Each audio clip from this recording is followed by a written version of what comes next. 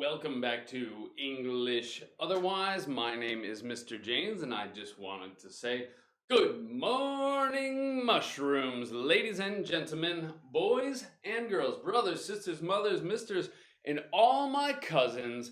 It's time to break down the news, and so let's plug in, get this train chugging. I wake up, I highlight the headlines, I drink coffee, and then we pick them apart so that way you can better understand all of this very, very visual vocabulary, improve your ability to express yourself in English, and maybe even understand a little bit more about this crazy world in which we live. Let's jump in. Newsworthy. To abruptly end something, to abruptly do anything, means suddenly, but not suddenly and unexpectedly, and often with some sort of lack of politeness. Abruptly ends his press conference after a contentious exchange with a reporter here. If something is contentious, it means that it's likely, high probability, likely to cause disagreement. Cause people to disagree and to argue. She asks a question, he says something, she asks another question, and he just goes, and huffs off the stage like the man-child he is. Abruptly, to do something abruptly, suddenly, often unexpectedly, and with some lack of decorum, lack of politeness. That's about one of the best examples I could think of to illustrate this word. Moving on. China hits back at the US. Well, we're not talking about actually throwing punches. Obviously, we're talking linguistically. And so US makes some comment critical of China, and China hits back at the US. And with this magical word right here, a rebuke, an 11,000 word rebuke, telling somebody that they did wrong and you're not happy with their behavior. To rebuke, a rebuke, very similar to a reprimand, or then last week we had far less common, but to chasten somebody. And like, no, you don't know what you're talking about. You know, one of my favorite categories of words here, you take an adjective, you add an en, and it means to make something that adjective. So Trump hardens his campaign tone, and your tone is particularly the manner in which you speak. You talk to a baby in very sweet and pleasant tones. When you're angry, you have a much firmer, harder sort of tone. I remember as a kid sometimes my parents would ask me to do something and I'd be like, yeah, fine. And my mother said, don't you take that tone of voice with me, young man. And so it's kind of funny because if you say tone of voice, it's actually kind of redundant. A cluster of something is a bunch of units within a area. Yesterday we had, and every day, it's a cluster of coronavirus cases, cluster of COVID cases. The other day it was related to somebody coughing at a birthday party. And today it's linked to dependent preposition, a nightclub in South Korea. And so, little tip for the day, don't go to small enclosed spaces full of lots of people. Ta-da! Logic. It's astounding. Here's a word, and it's used primarily for legal sort of issues.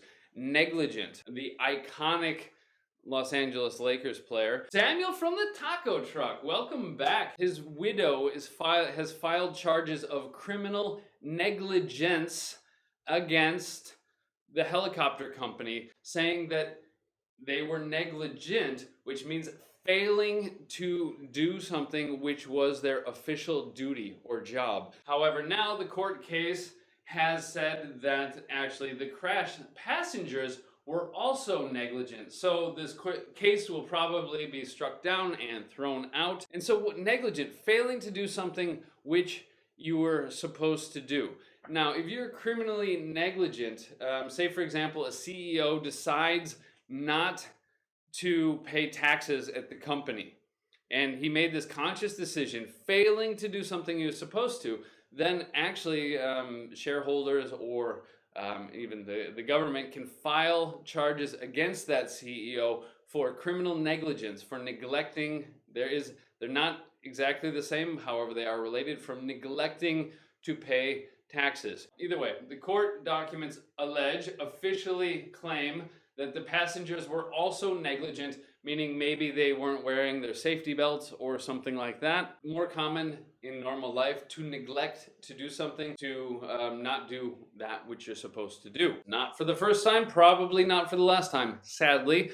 And it's never good when two nuclear powers are butting heads against each other. They engage in, participate in, become involved in an aggressive cross-border skirmish. Now, a skirmish is a small battle, often not a planned battle, and so for some reason it just broke out. Could alter, meaning change, the presidency forever. To alter just means change, and so for people out there looking to diversify their vocabulary, use alter to make alterations. That's why you go to a tailor, say you buy a new suit, because obviously I'm big on suits. But then, you know, they need to bring the sleeves up a little bit or make them a little bit longer, typically in my case, to make alterations, to make changes. And with alter, often it has this idea of permanence to it. To alter the course of history. Moving on. Seriousness, just a noun from the adjective. Add an S, make a noun, an abstract sort of noun. Happiness. Happiness isn't something you can touch. It's not a spoon. It's not a binder clip. It's an abstract noun. And so these nesses usually are abstract. I-O-U-S. Now you've got other words like curious, and to make a noun from that, it's curiosity. Syllable stress shift. Curiosity. It's not seriosity, it's seriousness. That's the main reason I highlighted it. Ity and ness are suffixes that usually create abstract nouns from adjectives. Next up, comedians' spoof of Boris Johnson's speech goes viral. I don't feel the need to explain goes viral in this modern day and age. If you're on the internet watching this on YouTube or Twitch or anything, you know what viral means in this case. A spoof of, a comedic or a funny reenactment of something, often with exaggerated, in a exaggerated way. And so yes, to make fun of something in an exaggerated way, much like people who draw caricatures. You know, you see them on the street, by the beach or near a park, and you give them $5 and they draw a picture of you, and usually the head is very big, the body is quite small, and whatever features you have are overblown and exaggerated. And so typically that's a spoof. Yeah, Saturday Night Live also often does spoofs of with Alec Baldwin and Donald Trump, but every president for the last 30 years, basically. Oh, sad note in history here, Jerry Stiller dies at 92. Serenity now! Now, that's a big, fancy word, and it's not the most common, but that's why you're here, for that intermediate and up vocabulary. To relinquish means to give something up, to give something away. Yeah, for in this case, a title, the person is the champion, so they are the champion, the title of champion, and this person, Becky Lynch, has to give it away because she's pregnant, meaning she can't then compete in wrestling anymore, because you probably shouldn't engage in wrestling while pregnant. When a president or a prime minister, as we had the other day, steps down out of power and resigns from his or her position, they are relinquishing their title. They are relinquishing their position. After a court case or maybe divorce, the court rules that the husband has to relinquish possession of the house, thus giving up the house to the now ex-wife. And so it's a quite formal way of saying to give something up, give something away, and usually against your will. To be forced to relinquish something, it's a good collocation. Those things,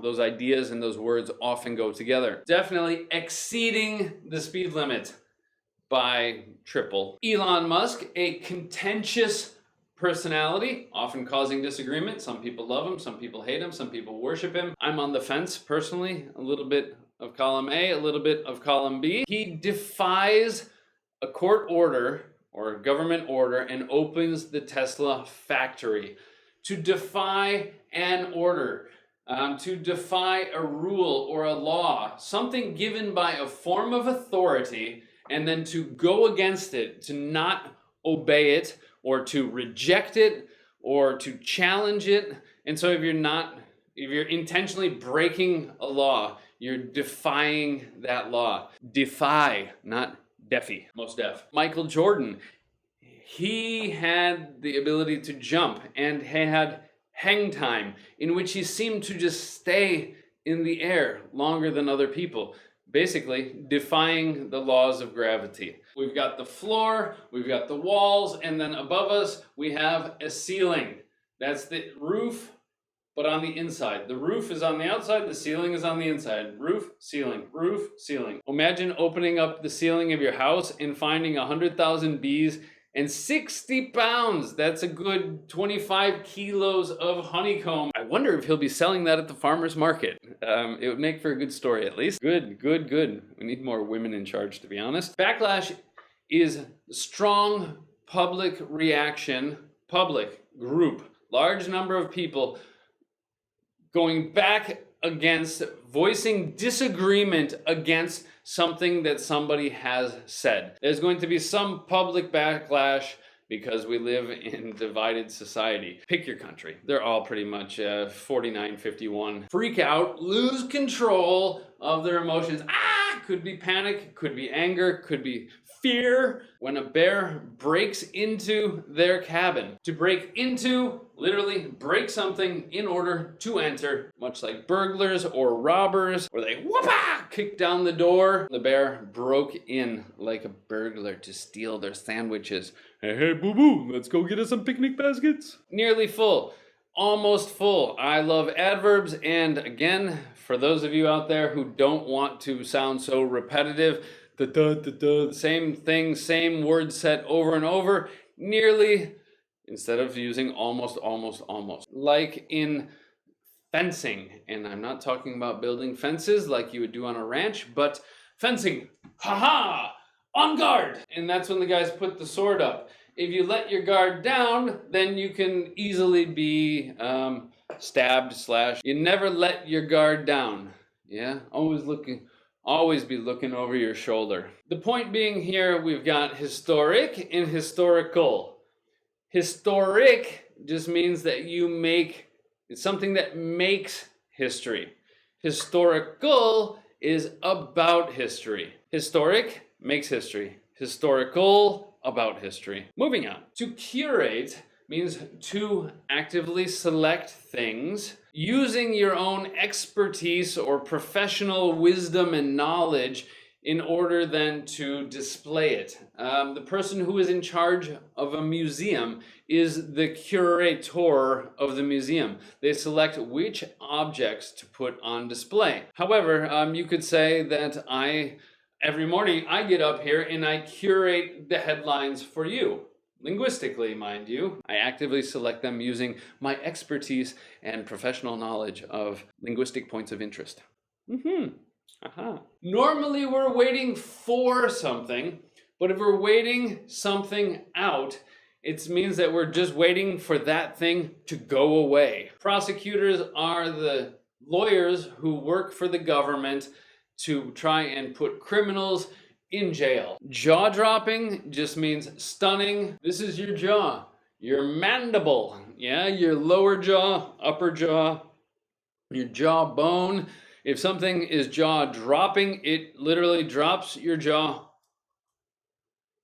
Now, if you're looking at my ridiculous face, that you can tell that's a look of astonishment, of shock, of awe, of amazement. And last but not least, Trump ducks the real enemy. Quack, quack, quack, quack, quack, quack. To duck, if somebody throws something at you and you, that's to duck out of the way. Duck the real enemy. Obviously, it's not physical here, but it's a way of avoiding what the real enemy is. And the real enemy is actually himself. That brings us to the end of the headlines for today. That's it for breaking down the news, English otherwise. As always, I am Mr. James, but if you made it this far, you can call me Cameron. Check out the recap at 6 p.m. on YouTube. I'm going to probably be extracting some more shorts and posting them on YouTube as well. Have a beautiful Tuesday, the 12th of May. And much love. Hopefully see you soon. Bye-bye.